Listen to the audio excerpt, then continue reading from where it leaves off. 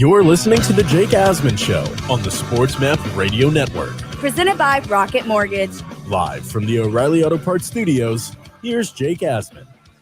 Our next guest on the Progressive guest line is a pro football connoisseur. He is the founder of ProFootballGuru.com. He also writes for Fansided, NFL Spin Zone, and Full Press NFL. He is Russell Baxter, and he joins us now. Russell, as always, appreciate your time. Happy almost NFL draft to you. And happy to you. 3 days away. Number 3, Russell Wilson? Yeah, there you go. All right. So we are Russell Wilson days away from the NFL draft. And, speaking of the NFL draft, we'll get into it here. But how about some of the, acquisitions that were made over the weekend? Of course, the big one, the Chiefs acquired Orlando Brown from the Ravens in exchange for 3 draft picks, including their first rounder in this week's draft. Let's start with that trade, Russell. What did you make of it from both sides? Well, despite the fact that this is a quote-unquote quarterback-driven league, as we found out in the Super Bowl, there's also a thing called a quarterback-driven into the ground league.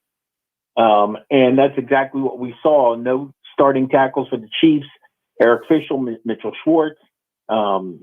The Chiefs are really focused on the offensive line in free agency and trades. Orlando Brown comes over. They signed Joe Thuney. Kyle Long came out of retirement, is going to play guard for them. Austin Blythe is their new center. And the Chiefs don't have a number 1, but they still have 2 twos. So you get a young player like that who had, who's one wants to play left tackle. He was a right tackle in Baltimore. There's a lot to be said for the moves that the Chiefs made here, to be honest with you, because it goes to show you that they know what's important in this league, and that's the trenches. You go back, these last couple of years, we have seen teams who don't necessarily have had lights out quarterback play in the Super Bowl per se.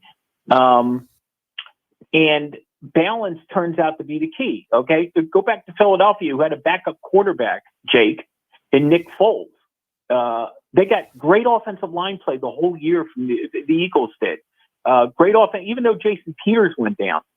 They ran for 164 yards against the Patriots in Super Bowl 52. It's kind of like an unknown stat because the focus is on Nick Foles. A year later, the Patriots score 13 points and win the Super Bowl because their offensive line dominated in the playoffs. Patrick Mahomes had great offensive line play throughout 2019, and not having those guys in the Super Bowl, and Mitchell Schwartz was even hurt before then. They lost Eric Fisher in the AFC Championship game against Buffalo. The trenches matter. Again, there's so much emphasis on quarterbacks, but the quarterback isn't doing a hell of a lot if he's sitting on his butt. Well said, Russell Baxter with us here. As far as trading him, though, the Ravens did to a team that they're directly competing with to get to the Super Bowl. A lot of Ravens fans didn't like that idea that you're basically helping the Chiefs get their, franchise left tackle to protect Mahomes. What's your take there? Well, that, it's kind of an interesting take because you see trades like this more than this is a totally different scope. Okay. Totally different scope, but you'll understand my point. Last year, the Ravens orchestrated a trade, Chris Wormley, a defensive lineman, and send him to the Pittsburgh Steelers. Now, why would the Ravens send a player to the Steelers?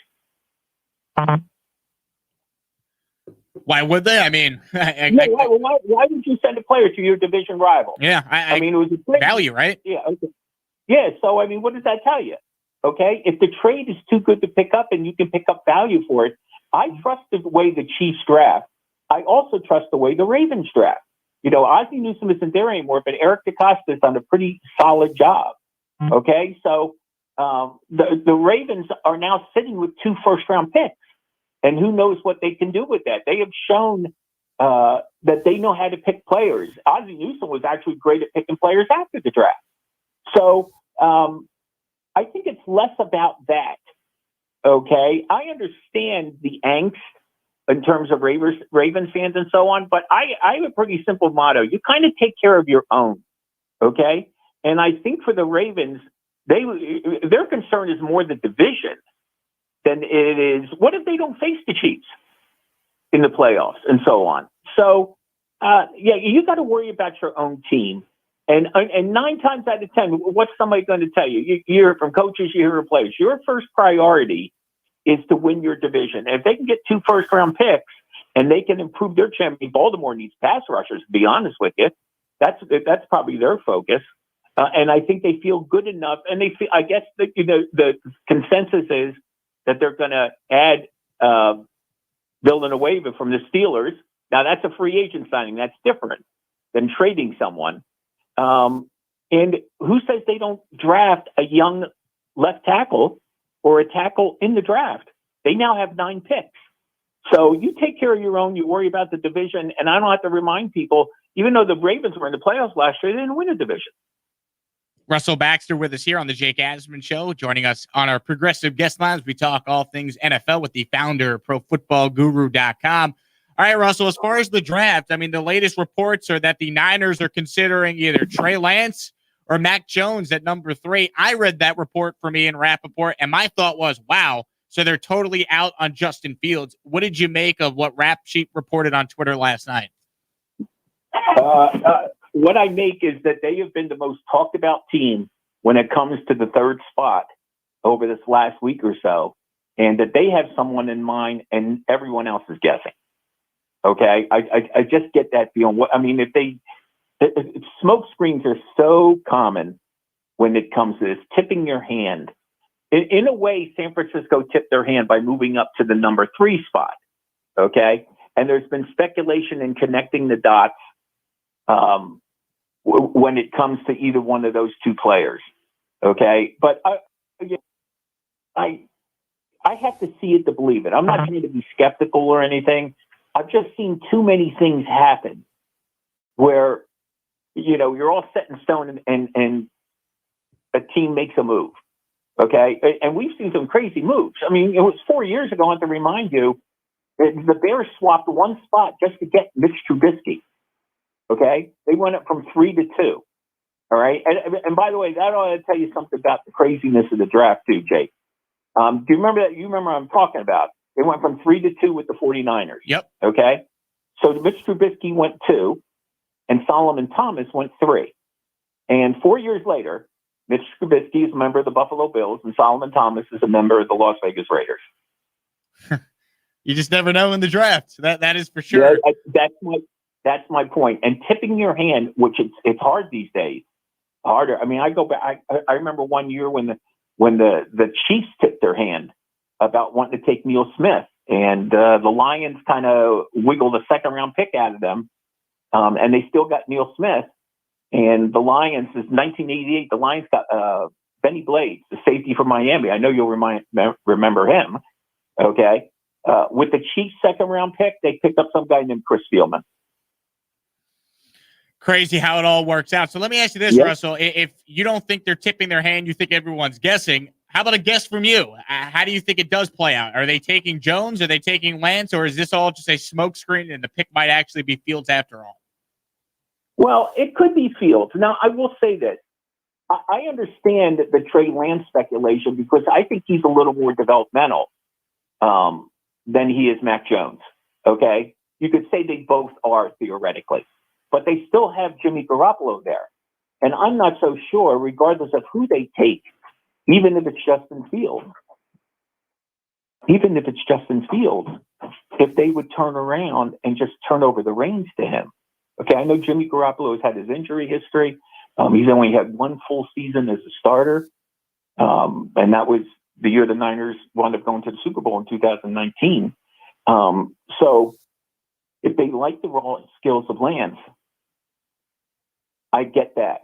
If they think Mac Jones fits their system, I get that. If they think Justin Fields could be, a guy who brings a different dimension to Kyle Shanahan's offense, I also understand that because that seems to be, we're seeing that more of a trend of quarterbacks on the move and offenses, spreading out and so on.